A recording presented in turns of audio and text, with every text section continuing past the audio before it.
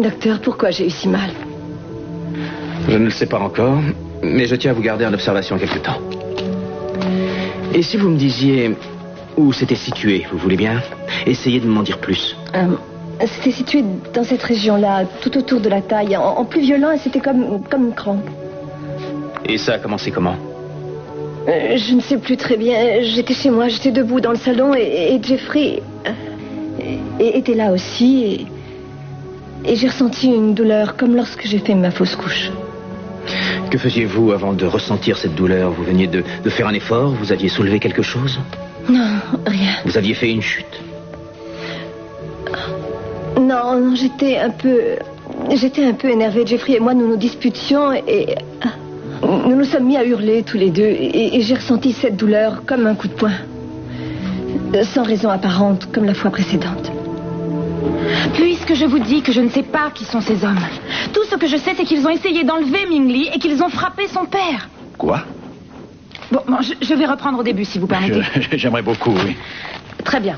Le père de Ming Li et moi, nous l'attendions à notre hôtel. Et quand elle est arrivée, je me suis dit qu'il était mieux que je parte, que je leur permette d'être en tête-à-tête afin qu'ils fassent connaissance. Seulement, quand je suis revenue, je me suis retrouvée en pleine bagarre. 2 voyous étaient en train de frapper Kane et en même temps, ils essayaient d'enlever Ming Li. Et c'est vraiment une chance que je sois arrivée à ce moment-là. Et qu'est-ce que sont devenus ces voyous je ne sais et pas. votre ami? Je n'en ai aucune idée. Je me suis précipitée sur Ming Li et je l'ai emmené. Et Dieu seul sait ce qui est arrivé à Kane. Il est même possible qu'il l'ait tué. Kane? Oui, Kane. Monsieur Garver. Kane Garver. Il est le père de Ming Li. Les histoires de ce genre sont toujours très compliquées. Quoi? Je ne vois pas ce qu'il y a de compliqué à envoyer des policiers et essayer de le retrouver. Et vous avez des preuves de ce que vous venez de dire? Vous avez un extrait de naissance, par exemple, ou un papier quelconque qui prouverait que ce Kane est bien son père? Non. Nous avons découvert il y a seulement quelques jours que Kane avait un enfant. Elle est née à Saïgon et elle n'a aucun papier. Mademoiselle Bedford, je serais ravi de faire tout ce qui est en mon pouvoir pour vous aider, mais je voudrais que vous ne perdiez pas de vue ceci. Quoi? C'est que ça va prendre du temps. Oh non, nous n'avons pas une minute à perdre.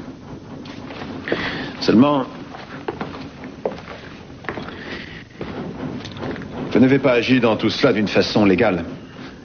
Et donc l'ambassade américaine ne peut en aucun cas se permettre de prendre en charge une enfant traînant dans les rues et de la faire embarquer à destination des États-Unis à la suite de n'importe quel on-dit. Il faut que nous ayons la preuve qu'elle est effectivement la fille d'un soldat de l'armée américaine. Et où est-ce que vous voulez que je trouve ce genre de preuve? Il y a votre téléphone qui sonne. Excusez-moi. Oui? Ah bon? Parfait. Vous voulez bien m'excuser une minute? Je vous en prie. Non, attendez, Ming Li. Mais où est-ce que vous allez? Vous ne pouvez pas comprendre. Je n'irai pas en Amérique. Mais si, bien sûr que vous irez. Ne vous en faites pas, tout finira par s'arranger. Je ne veux pas y aller. Mais enfin, pourquoi ça? Ma vie est ici. Ici, c'est mon pays. N'ayez pas peur, tout se passera très bien, je vous le promets, vous ne courez aucun risque. Si, je le sais. Kane a beaucoup de problèmes. Et maintenant, je vais en avoir aussi. Ming Li, pourquoi me dites-vous ça? Vous connaissez ces 2 hommes qui ont essayé de vous enlever? Je ne les connais pas. Je les vois quelquefois devant le club. Le club? Alors c'est qu'ils travaillent pour quelqu'un? Qui?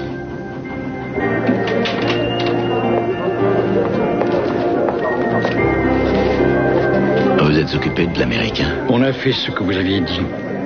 Bien. Il ne nous reste plus qu'à attendre.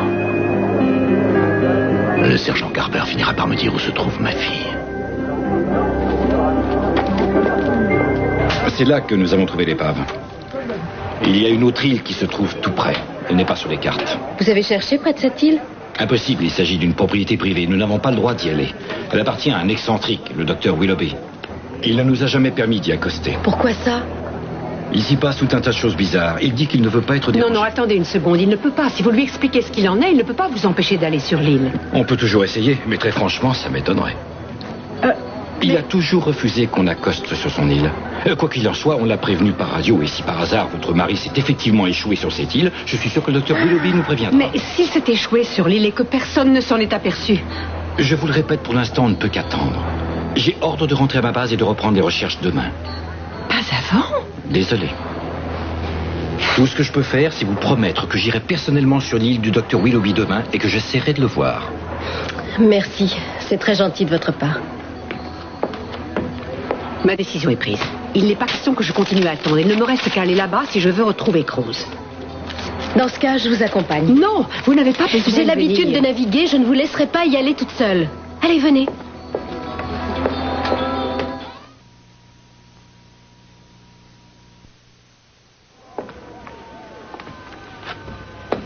Entrez, entrez, Jeffrey. Je viens de lui donner de quoi être plus détendu. Vous allez sans doute avoir envie de dormir, alors n'hésitez pas, laissez-vous aller. Très bien. Comment va-t-elle? Allez-y, vous pouvez le lui demander. Je veux dire, qu'est-ce que vous en pensez après l'avoir examinée? Eh bien, on est en train de faire les analyses au laboratoire. On va devoir patienter avant d'avoir les résultats. Mais en ce qui concerne l'examen, ça me semble satisfaisant. Merci. De rien. Si vous voulez lui tenir compagnie quelque temps, je vais voir où en sont les analyses. À tout à l'heure. Merci, Scott.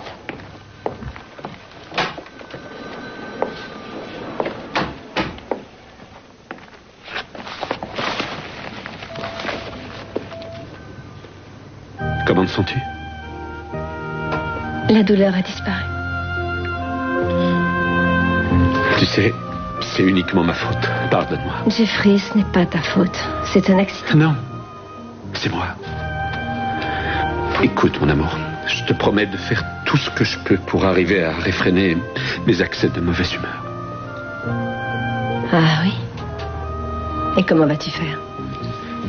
Je ne sais pas. Je me coudrai la bouche ou je me couperai la langue. Mais jamais. Plus jamais je ne te dirai quelque chose qui te fasse de la peine.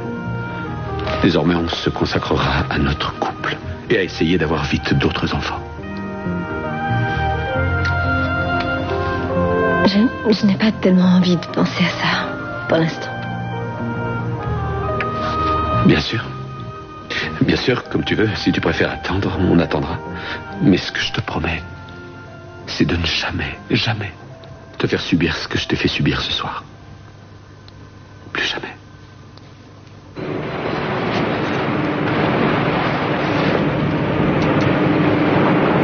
Je dois vous l'avouer, je ne me sens pas rassurée en mer quand il fait nuit noire.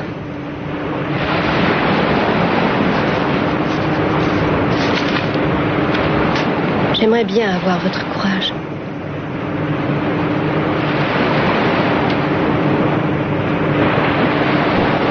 J'y pense. Nous n'avons jamais parlé toutes les deux de Chip. Oui, c'est vrai. Cette époque est une des plus tristes de toute ma vie, Eden. J'étais toute seule, j'étais amoureuse de Cruz d'une façon inimaginable. Seulement, ce que je ne savais pas, c'est que j'essayais de lutter contre un amour 1000 fois plus fort que celui que Cruz et moi pourrions jamais avoir. Si vous saviez comme je m'en veux et à quel point j'ai honte de tout ce que j'ai pu faire. Mais ce que je ne regrette pas, c'est Chip. J'espère qu'en grandissant, il sera aussi fort que l'est Cruz. C'est un merveilleux petit garçon. Et sa présence me console de la honte que j'ai pu ressentir après cette fameuse nuit.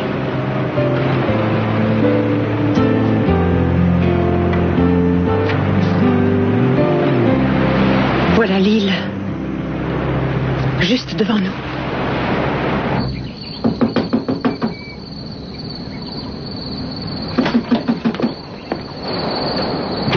Sylvia. Il fallait que je vous voie, Joe. Heureusement que vous êtes revenu. J'ai réfléchi. J'ai besoin d'une arme pour quitter l'île. Vous pouvez me trouver un revolver ou un poignard? Je ne peux pas pour le moment. Mon père vient de rentrer de la chasse et il est furieux. Pourquoi? À cause d'Oscar, il s'est enfui à l'autre bout de l'île. C'est formidable. Non, justement pas. Parce que personne ne l'a jamais fait. Et mon père est de très mauvaise humeur. Et dans ces cas-là, il fait d'horribles choses. Mais quelle chose? J'ai très peur pour vous. Non, il ne faut pas vous inquiéter. Je vais m'en sortir. Je vous aime. Joe. Mais je ne crois pas pouvoir vous aider. Sylvia, il le faut absolument. Essayez, au moins c'est notre seule chance. Non, Essayez, je ne peux pas. Sylvia, écoutez-moi. Vous ne pouvez échapper à ce fou que de cette manière. Vous voulez vivre, oui ou non? C'est la seule manière. Et c'est mon unique chance. Il faut que j'arrive à savoir qui je suis. J'essaierai.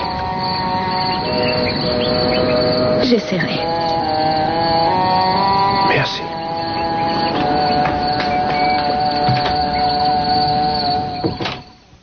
Allez, je vais te laisser dormir. Hein? Je ne veux pas dormir. Je ne veux pas dormir, Jeffrey. C'était comme si je perdais mon bébé à nouveau. Tu veux dire la douleur?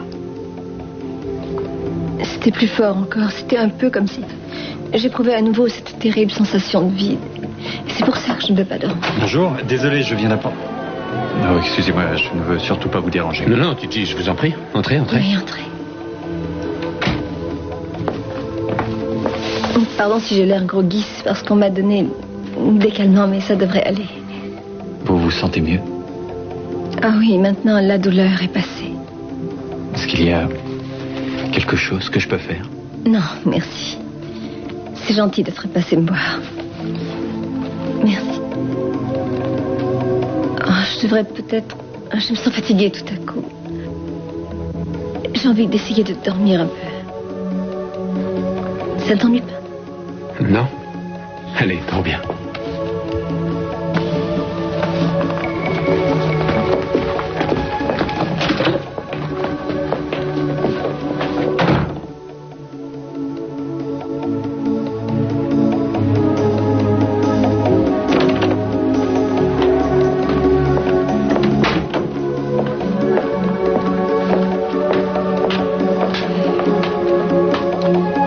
Vous m'avez l'air quelque peu perplexe, docteur. Non, je comprends rien du tout. Je viens d'avoir le résultat des analyses de Kelly et tout est normal. Tant mieux. Oui, tant mieux. Seulement, ça ne me donne pas la moindre explication de ce qui a pu lui causer une telle douleur. J'en ai peut-être une. J'ai bavardé tout à l'heure avec son mari et d'après ce qu'il m'a dit, la douleur a commencé alors qu'ils étaient au beau milieu d'une dispute. Apparemment, ils n'ont encore réussi ni l'un ni l'autre à oublier cette fausse couche. Est-ce que vous voulez dire par là que tout ça serait simplement psychosomatique? Oui, je crois que c'est à envisager. Oh, allons-y. On était là tous les deux quand elle est arrivée. Il n'y a aucun doute, elle souffrait.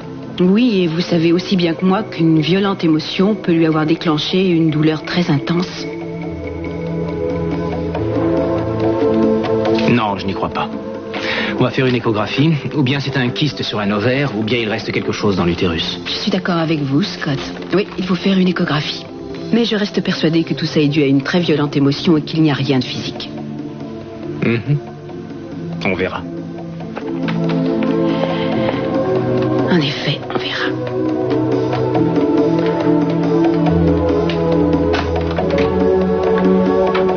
Oui, mais vous êtes sûr de ne pas avoir vu M. Garver? Mais non, si sa chambre ne répond pas, je doute qu'il soit dans le hall. Oui, si vous pouviez prendre un message, ce serait bien. Oh non, non, peu importe. Ming-Li, venez ici. De toute évidence, vous n'abandonnez pas, hein, mais je vous le répète, moi non plus. De quoi est-ce que vous avez tellement peur? De Kane? Ming-Li, votre père ne prendrait jamais le risque de vous faire du mal, je vous le promets. C'est un des hommes les plus formidables que j'ai jamais rencontrés et tout ce qu'il souhaite, c'est vous donner un foyer. Il veut que vous soyez heureuse, c'est tout. Je ne le connais pas. Et vous non plus. Je sais. Et je comprends à quel point cela doit être difficile pour vous. Mais Kane est quelqu'un en qui vous devez avoir entièrement confiance.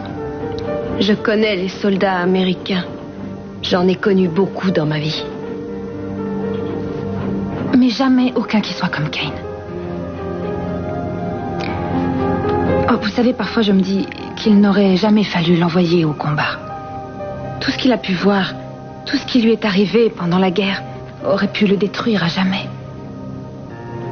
Et je crois que ce qui l'a sauvé en fin de compte, c'est son amour pour votre mère. Il l'aimait vraiment beaucoup. Tout ce qu'il veut, c'est vous donner une chance. C'est la seule chose qu'il désire. Alors pourquoi ne pas essayer? Ah, tu es là, Dieu merci.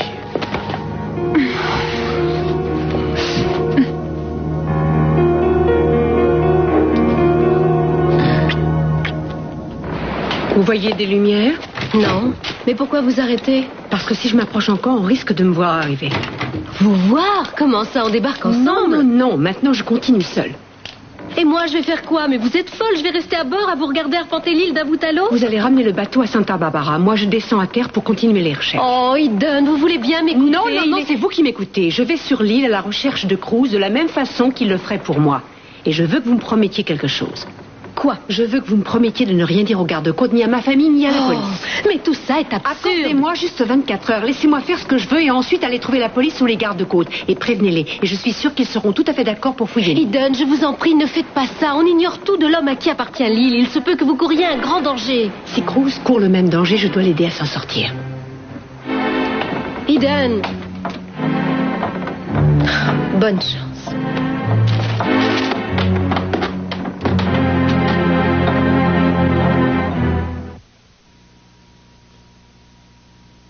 Comment allez-vous? Ça va mieux. Je suis le docteur Dunley. Ah, oh, vous venez me faire une prise de sang, j'espère que... Non. Je suis juste venue prendre de vos nouvelles. Je suis interne ici à l'hôpital. Oh. Alors, comment vous sentez-vous? Je me sens bien mieux, merci. Bon. Kelly, votre mari m'a dit que vous aviez fait une fausse couche récemment. Oui. C'était votre premier bébé? C'est d'autant plus difficile. J'imagine sans peine ce que vous devez ressentir. Vraiment? Et ce n'est pas quelque chose qui s'oublie rapidement, ça prend du temps. Ça peut paraître idiot, mais j'ai l'impression parfois que je ne pourrai jamais l'oublier. Ça ne me paraît pas du tout idiot, mais vous finirez par oublier. En revanche, il est très possible que ça cause une certaine tension nerveuse entre vous et votre mari. Eh bien, c'est déjà fait, je le crains. Oui, mais c'est absolument normal, Kelly. De nombreux couples vivent ça. Mais lorsqu'ils s'aiment véritablement, ils arrivent à franchir le cap. Et ce que je peux vous affirmer, c'est que votre mari est follement amoureux de vous. Je suis très amoureuse de lui, moi aussi. Et vous savez, ça peut à l'avenir renforcer les liens de votre couple. Eh bien, je l'espère, mais je ne crois pas que ce soit la direction que nous prenions pour l'instant. Pourquoi? Je n'arrive pas à lui parler depuis ce qui s'est passé. Il ne fait pas d'efforts non plus de son côté, et pourtant je sais qu'il en souffre aussi. Alors pourquoi ne pas m'en parler? Je suis là pour vous écouter, et j'aimerais, dans la mesure du possible, vous venir en aide. Et vous croyez sincèrement qu'en parler risque de m'aider? Oui, j'en suis certaine. Communiquer avec les autres est la seule façon de vous en sortir. Et vous y arriverez, je le sais.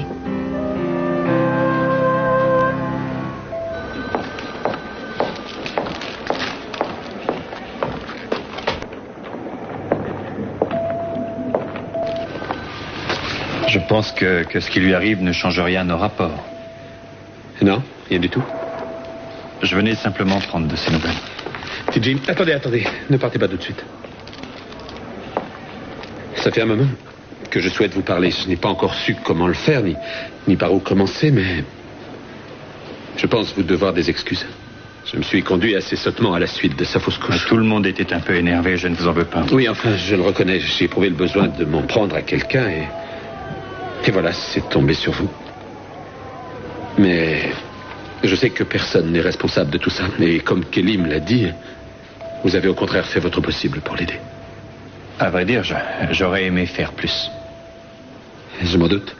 Enfin, ce qui compte maintenant, c'est qu'elle oublie tout ça et que nous parvenions ensemble à vivre comme avant.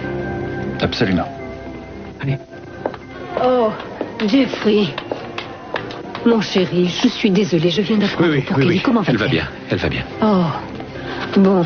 Enfin, je pense qu'elle doit être bien malheureuse. Et je ne veux surtout rien faire qui la contrarie. La pauvre petite, elle a tellement souffert ces derniers temps. Elle dort pour l'instant, mais ça lui fait beaucoup de bien. Alors je crois qu'il est préférable que j'évite de la déranger. Je vais plutôt rester ici auprès de toi.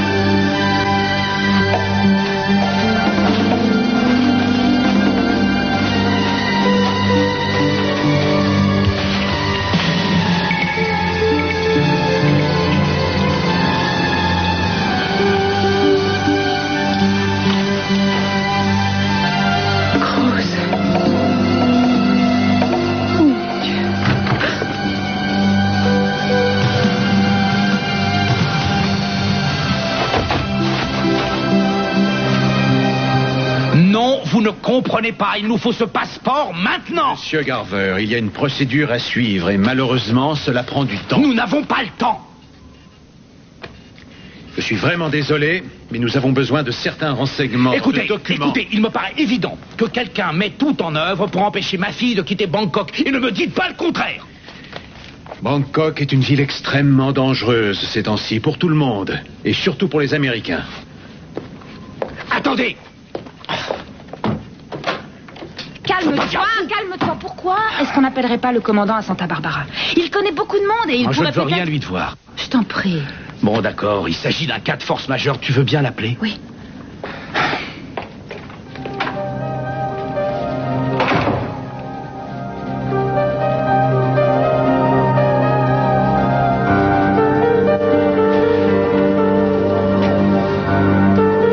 Je pense que personne ne vous a encore demandé ce que vous souhaitiez faire, non? On s'est contenté de vous amener ici, sans explication. Et ce n'est pas honnête.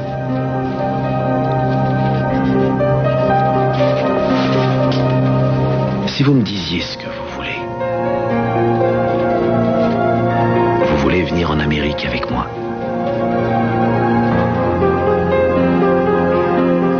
Je vais vous raconter un peu où je vis. Ça s'appelle Santa Barbara. C'est en Californie. C'est une ville très agréable. C'est au bord de l'océan et pas loin des montagnes, mais c'est différent. C'est très différent de Bangkok. Le climat est différent. C'est beaucoup moins peuplé. Les gens ont toute la place qu'ils veulent pour y vivre bien et en sécurité. Il n'y a pas non plus de maison. On peut se promener le long de magnifiques plages pratiquement toute l'année parce qu'il ne fait jamais très froid.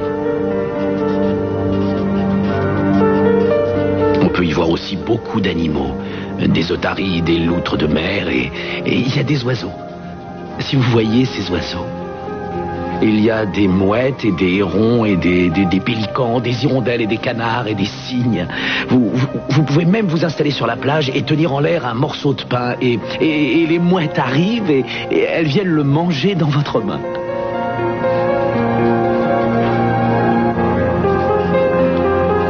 Des oiseaux qui vous mangent dans la main? Oui, c'est vrai. Ils vous font confiance. Et il y a d'excellentes écoles. Vous êtes allé à l'école? Non. Eh bien, vous voyez, vous pourriez devenir Une véritable écolière américaine? Et avoir plein d'amis de votre âge? Je voudrais vous voir vivre dans un endroit où vous soyez libre et où vous soyez en toute sécurité. C'est ce que je souhaite vous apporter. Pourquoi je devrais vous croire? Avoir confiance en vous? Parce que c'est la vérité. Vous le savez, je ne peux pas vous obliger à partir là-bas avec moi. Mais je peux vous promettre qu'une fois là-bas, si vous ne vous y plaisez pas, vous pourrez revenir ici. Si je vous dis oui, vous me ferez une autre promesse? Bien sûr, il suffit de demander. De ne pas prétendre que vous êtes mon père.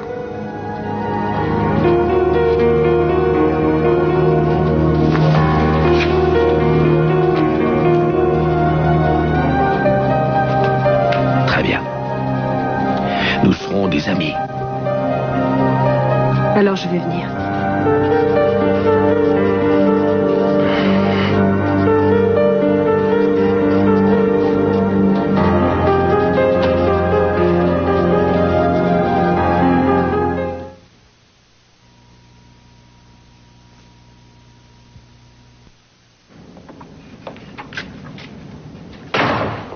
Alors, qu'est-ce qu'il a dit? Oh, je n'ai pu avoir que Kai et apparemment le commandant est en voyage.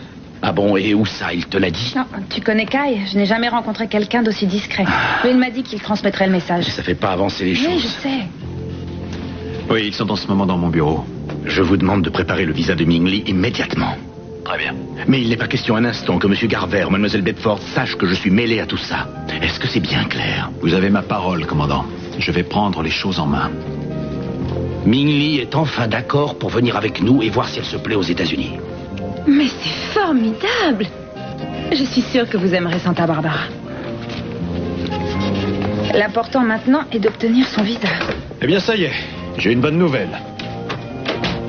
Vous allez être ravis d'apprendre que j'ai enfin réussi à résoudre la majorité de vos problèmes et que le visa de Ming Li devrait être prêt dans une petite heure. Ah, magie, vous disiez tout à l'heure que ça prendrait du temps. Qu'est-ce qui s'est passé? Monsieur Carver, en dépit de mon pouvoir assez limité, j'ai quand même les moyens de faire progresser les choses lorsque c'est nécessaire. Disons qu'il faut savoir se montrer diplomate avec certaines personnes. Ce n'est pas votre avis, mademoiselle Bedford? Mais si. Votre père avait une grande expérience en la matière. Ming Li, il semble que nous ayons un ami que nous ignorions. Dans mon pays, nous avons un dicton. Tous nos amis ont été nos ennemis. Une fois.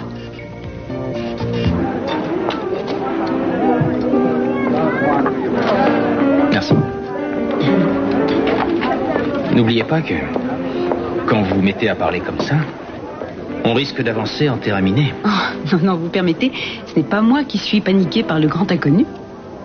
Oh, vous voulez dire le vide incommensurable du monde ténébreux de la psychothérapie? Vous parlez de ce que vous ignorez. Ah, il ne s'agit pas de quelque chose que j'ignore, mais de quelque chose en quoi je ne crois pas. Vous ne supportez pas d'avoir tort, avouez-le. Je n'ai pas tort. Et je suis disposé à vous prouver que les souffrances de Kelly sont physiques et non pas psychiques. Comment? Toutes les analyses se sont avérées normales. Oui, c'est vrai, pour l'instant. Mais ça n'écarte pas pour autant d'autres possibilités. Lesquelles? Il n'y a pas de saignement, il n'y a pas de kyste. Qu'est-ce que vous pensez trouver? Qu'est-ce que vous voulez trouver? La cause de ces douleurs. Je peux vous la dire. Merci, docteur Freud. Je vais faire mon possible pour ignorer cette remarque car j'ai l'impression que vous êtes encore au Moyen-Âge. Écoutez-moi. Les douleurs de Kelly sont probablement la résultante de problèmes à la fois physiques et psychiques. Elle vient de faire une éprouvante fausse couche, ce qui est d'ailleurs un pléonasme. Et depuis, bien entendu, elle est extrêmement stressée. Et je pense donc, et je ne suis pas la seule à le penser, que des problèmes simplement physiques au départ sont exacerbés par l'état émotionnel du malade. Oui, mais de nombreuses recherches ont prouvé que la plupart des maladies mentales provenaient de problèmes physiques. Des déséquilibres hormonaux ou d'autres facteurs. Oui, dans certains cas, oui. Scott, tout ce que je veux vous dire, c'est que Kelly a un besoin urgent de psychothérapie et que je vais m'en occuper.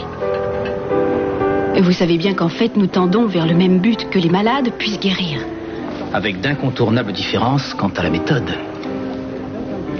C'est impossible. Mais passionnant.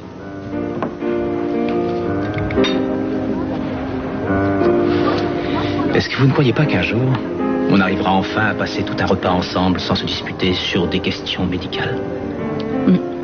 Oui. Le jour où vous aurez admis que la psychiatrie est aussi importante que la chirurgie. Prouvez-moi que j'ai tort, docteur Donnelly.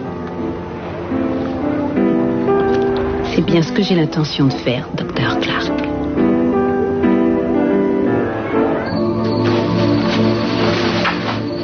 Vous vous sentez mieux? Regardez. Vous connaissez cet homme? Est-ce que vous êtes capable de me répondre? Faites-moi oui de la tête si vous l'avez déjà vu. Oui. Il est dans la maison sur la colline. Dans une chambre à l'étage. Dites-moi, il est vivant? Pas pour longtemps. Vous courez tous les deux un danger mortel. Il faut que vous quittiez l'île. J'ai presque réussi à le faire. La grotte, c'est le seul endroit où se cacher. J'ai presque réussi. Battre ce monstre à son propre jeu. J'ai failli. J'ai failli.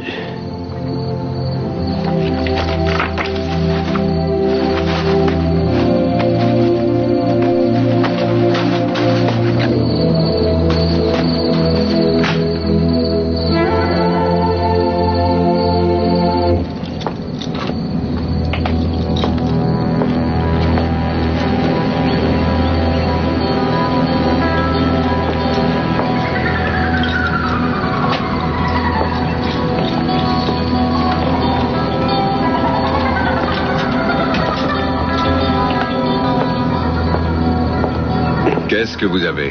Je ne sais pas. Ça doit venir de quelque chose que j'ai mangé. J'ai très mal à l'estomac.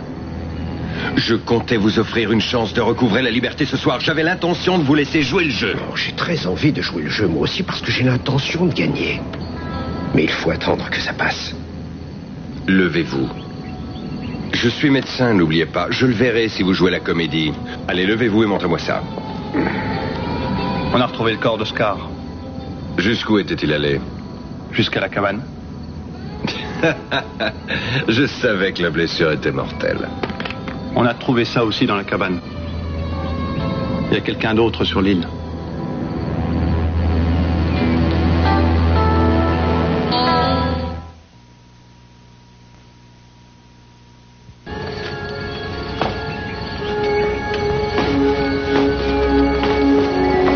Je t'en supplie, ne lui fais pas de mal. Il n'est pas comme les autres. Tu crois? Oui, il m'a l'air bon. Je t'en prie, père, il est différent des autres. Je t'ai déjà dit de ne pas t'approcher de lui. Je suis le seul homme dont tu as besoin dans ta vie. Est-ce que je ne te donne pas tout ce qu'il te faut? Bien sûr. Je t'en suis reconnaissante, mais je ne peux pas m'empêcher de penser qu'il y a peut-être autre chose, quelque chose Je ne de veux plus... plus t'entendre parler de ça. Tu m'as bien compris? Tu as tout ce qu'il te faut ici. Ne t'approche plus de cet homme. Demain, c'est jour de chasse. Et je pense qu'il nous donnera plus de fil à retordre qu'aucun autre. Clémenté me reposer un peu. Je te suggère d'aller en faire de même.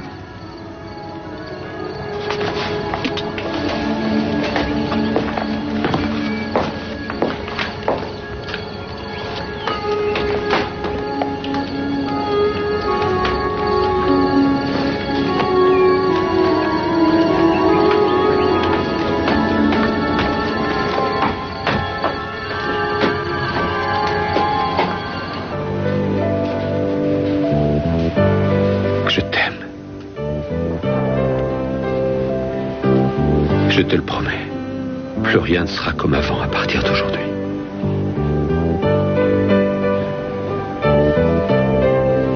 Parce que nous allons être une vraie famille. Et le plus tôt possible, tu attendras un autre bébé.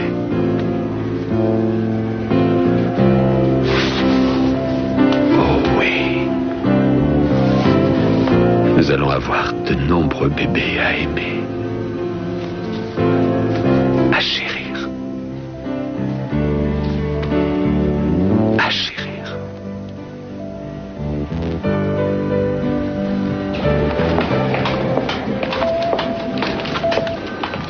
Titi. Excusez. C'est amusant de vous rencontrer ici. J'avais très envie de vous parler.